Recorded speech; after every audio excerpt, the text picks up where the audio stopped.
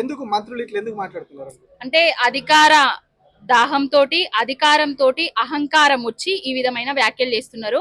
ఒక అమ్మ కడుపులో ఉట్టనట్టుగా, మన ఇంట్లో ఆడబిడ్డలు లేనట్టుగా, మనకు కడుపులో కూతుర్లు ఉట్టలేదు అన్నట్టుగా, అసలు కృత్రిమంగా పుట్టినట్టుగా, ఏదైతే ఆడబిడ్డ కన్నీళ్ల మీద కృత్రిమంగా ఏడుస్తున్నది, సీరియల్లో లాగా డ్రామాల్లాగా ఆడబిడ్డ కన్నీటి మీద గెలవాలని చూస్తున్నారు, సెంటిమెంట్ రాజకీయాలు చేస్తున్నారు అని చెప్పే ప్రతి ఒక్క ఎదవకు నేను ఒకటి అడుగుతున్నా, మానవత్వం మర్చిపోయి మనిషి అన్నది మర్చిపోయి ఇలాంటి వ్యాఖ్యలు చేయడం సమంజసం కాదు. ఆడబిడ్డ 6 నెలలు అయితే లేదు భర్త చనిపోయి, మీరు చచ్చిపోతే రేపు మీ భార్యలు కూడా గదే విధంగా ఏడుస్తారు. సంవత్సరమైనా ఏడుస్తారు, ఏ పండుగ వచ్చినా ఏడుస్తారు, పబ్బం వచ్చినా ఏడుస్తారు, చుట్టాలు వచ్చినా ఏడుస్తారు. ఆయన జ్ఞాపకాలను గుర్తుకు చేసుకుంటూ పదే పదే ఎక్కడైనా ఏ సందర్భం వచ్చినా ఏడుస్తూనే ఉంటారు. వాళ్ళ కన్నీటి మీద గెలవాల్సిన అది మాకు లేదు. సెంటిమెంట్ రాజకీయాలు చేసే అంత దౌర్భాగ్యపు స్థితిలో బీఆర్ఎస్ పార్టీ లేదు.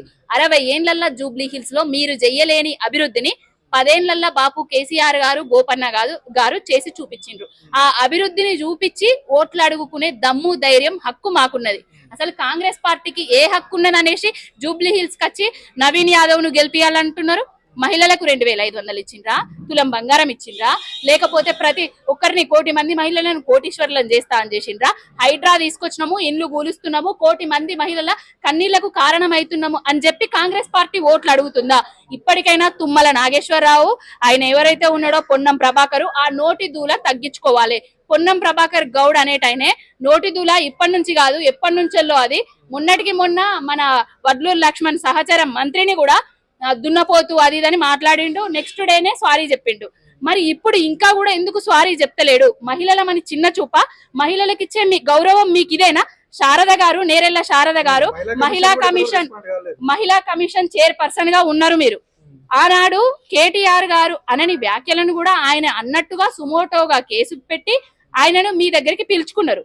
మరి ఈనాడు మీడియా ముందట సోషల్ మీడియా ప్లాట్ఫామ్ వేదికగా ఆయన మాట్లాడిన వీడియోలు ప్రతి దగ్గర వైరల్ అయినాయి. వాటిని సుమోటోగా స్వీకరించి కేసు ఎందుకు చేస్తలేరు? అంటే ఎవరైతే అధికారంలో ఉన్నారో ఆ పార్టీ కోసమేనా ఈ మహిళా కమిషన్ పనిచేసేది? మహిళా కమిషన్ తెలంగాణలో ఉన్న మహిళా అందరికా, లేకపోతే ఓన్లీ బీఆర్ఎస్ పార్టీ వాళ్ళు అనని మాటలను కూడా అన్నట్టుగా స్వీకరించి సుమోటోగా కేసులు పెట్టేందుక ఏం చేస్తున్నారండి? మహిళా కమిషన్ ఎక్కడున్నారు? మహిళా నాయకులారా మీరెక్కడున్నారు? కాంగ్రెస్ పార్టీ అనేది ఒక దరిద్రపు కొట్టు పార్టీ.